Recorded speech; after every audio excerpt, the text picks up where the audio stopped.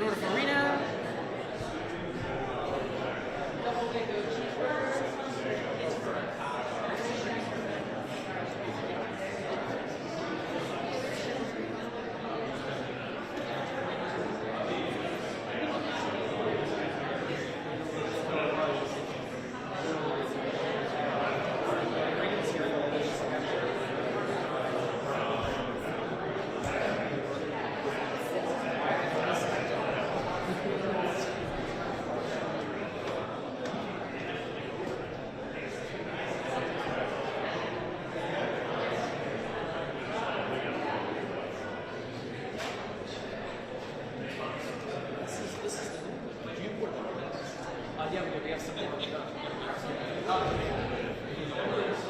Yeah, it's on like the second shelf.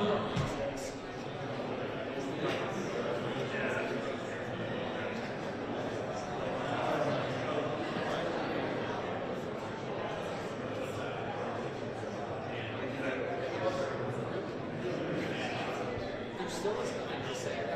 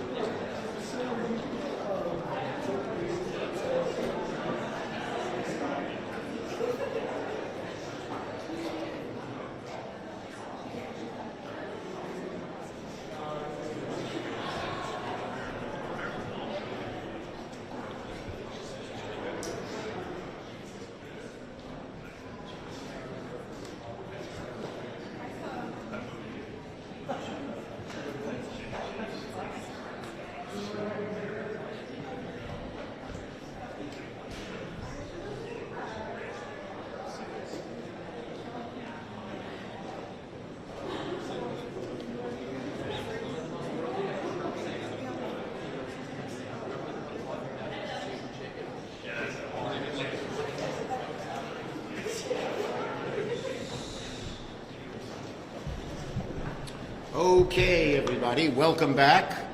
Did you miss us? Yes? No? Honest answer, no. Anyway, I want to thank Senator Murray and Reid for joining me. Look, I want to start by congratulating Senator Thune on being chosen by his colleagues as the next Republican leader. I look forward to working with him. Now, Senator Thune and I have done lots of things together in a bipartisan way here in the Senate. I'm very hopeful that will continue. As you know, I strongly believe that bipartisanship is the best and often the only way to get things done around here in the Senate. And of course, I want to first address the election. Many across the country, of course, are disappointed, sad, even angry right now. Now, I understand those feelings. It never feels good to come up short. But when you do, you pick yourself up, you dust yourself off, you learn from it, and that's exactly what we intend to do. This is going to be a period of learning for our caucus. As I said, we did many things right, we did things wrong, and there are things we must do, and we're going to look at all of it. As I told my caucus at lunch, we should regard this election really as a challenge. The American people have presented us with a challenge. We must learn from it. We must answer that call. And we will work doggedly in the weeks and months ahead to do just that. In the meantime, we have a lot to get done. First, we have to make sure the government's funded by the December 20th deadline. As always, bipartisan cooperation is vital to avoid a Christmas shutdown, just as that bipartisan cooperation avoided a shutdown on September 30th. We'll hear more from Senator Murray about that. Next, we need to pass the NDAA to keep America safe, to take care of our soldiers, to hold the line against America's adversaries here and around the world. And Senator Reid will talk about that.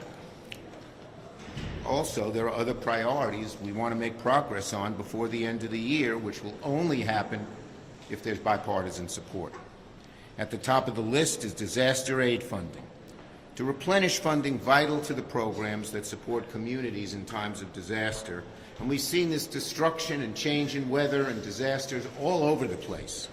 In Tennessee and North Carolina and Florida, which were battered by hurricanes, but there are so many more communities in every part of the country, in the Northeast, the South, the West Coast, Hawaii, everywhere in between. So I really hope we can get together as two parties and make sure the communities aren't left behind. We also need to make progress on the Farm Bill, because if we don't, we go over the dairy cliff, and really so many dairy farmers and all their suppliers and workers would be badly hurt. And that, again, is up to our Republican colleagues to decide if they want to work with us to get it done. We're ready to get to work. And finally, a big priority for me has been, still is, and will be judges. The Senate will continue fulfilling our constitutional obligation to consider and confirm highly qualified judicial nominees and nominees to other agencies as well. Today, the Senate will vote on the nomination of a U.S. District Court judge for Illinois. I filed cloture on 2 more District Court judges that we'll vote on in the coming days, and we're going to work hard to get as many confirmed as possible. Bottom line, we've got a lot of work ahead of us, and as a Senate, as a party, Democrats are ready to get to work right away. Senator Murray. Thank you, Mr. Leader. And so I will just cut right to the chase. Majorities are going to change hands, but one thing that remains the same here in the Senate and is the appropriations process will be bipartisan. Here in this chamber, we have passed our bills out of committee with overwhelming bipartisan support. These are bills that are ready to be signed into law, and they could go to the President's desk today if they had to. Now, I want to make it clear, it doesn't matter who the President is, my position has not changed. As I have said many times over, there is no reason for further delay or to impair government agencies by forcing them to operate on autopilot for months to come. We should pass our bipartisan full-year spending bills before the end of the year.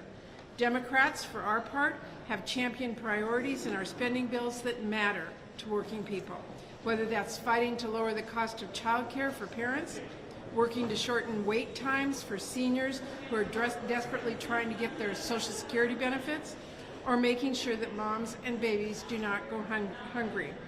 Neither chamber will have an overwhelming majority, and these spending bills will be a bipartisan product, just as they always are. Rest assured, I will be fighting to make certain our democratic values, the values of working families in this country, are reflected in the final bills that go to the President's desk. I also want to make clear, getting a comprehensive bipartisan disaster relief package negotiated and passed as soon as possible must be a priority.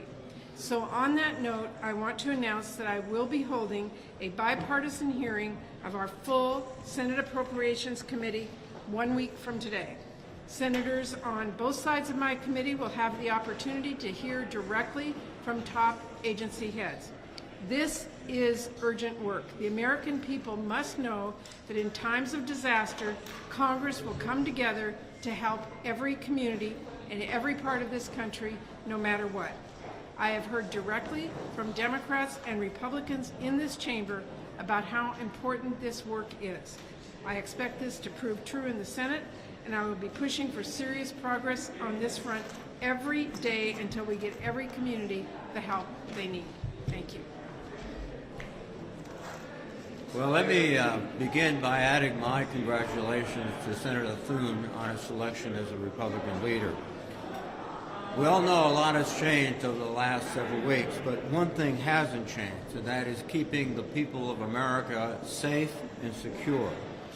And we must ensure that our military men and women have the resources they need to remain the strongest and most effective force in the world. And our adversaries are watching. Right now, Congress has the opportunity, the responsibility really, to step up and show the world that we stand with our allies and partners. The National Defense Authorization Act is critical to that effort. And I am encouraged by the progress we've made over the past month in NDAA negotiations between the Senate and House, and I hope soon to produce a compromise bill. I want to thank my colleagues on the Armed Services Committee, as well as Leader Schumer and our colleagues in the House. We have an NDAA that makes our country safer and stronger. I also want to commend the staff of both the House and the Senate, Republican and Democrat, for their diligence during the last several weeks. This is a bipartisan defense bill that addresses the long-term challenges posed by China, Russia, and other adversaries. It will provide an historic pay raise for our military members and defense civilians. The NDAA is laser-focused on investing in the people, platforms, infrastructure, and technologies that will define the future. Specifically, it addresses the challenges and opportunities presented by disruptive technologies like hypersonics, artificial intelligence, drones, and quantum computing. It also goes a long way towards modernizing our ships, aircraft, and combat vehicles, and improving the lives of our women and men in uniform. The defense bill makes important progress towards achieving our shared bipartisan goals, a safe, secure America in a peaceful world. And I urge my colleagues to work with us to get it passed quickly. Thank you. Okay, questions? Yes. What's your initial assessment of President Trump's nominees? Specifically, are you concerned about Pete Hegseth's nomination to be Department of Secretary of Defense? There'll be time to analyze that later. Yes, Manu. As you look at what happened last week, do you, as a leader of the party, accept any blame from the Democrats for that night? Look, when you face a setback, you have to pick yourself, examine what happened. You have to pick yourself up, dust yourself off. You have to learn. We're going to spend a long time learning, and then figure out how to go forward and move forward. And that's what we're going to do. We did some things right. We did some things wrong. There are things we must do. And as I said, We're going to learn from what happened and move forward. Yes. Would you put the two ALR nominees on the floor to keep the Democratic majority at the board? Look, we're going to try to do as much as we can when it comes to judges and nominees, particularly those nominees where the balance within the agency is affected. Yes. In the last 4 years, you've expressed support for changing the legislative filibuster. Republicans trying to get rid of it. Would you support or vote for this? Look, the bottom line is we always felt, because democracy was so precious, the same thing we did 4 years ago when we tried to change the rules and make sure that voting rights and Citizens United and reapportionment were changed. But for the rest of it, we said we would study it and look at it and talk to the caucus if we retained the majority. We didn't. Yes? Sir, AI legislation was a big part of your AI legislation has been a big priority. What legislation? AI, sorry. Is the only AI legislation now going to be part of the NDAA? Are you considering any standard? Look, we're talking to Speaker Johnson. We're talking to we had bipartisan support for lots of pieces of legislation. The Commerce Committee did a good job, and a number of the other committees did a good job. And we're going to try to get as much done as we can. It would be a very good thing to do that, and we have a lot of support out there in the communities to do it. Thank you, everybody. Thank you.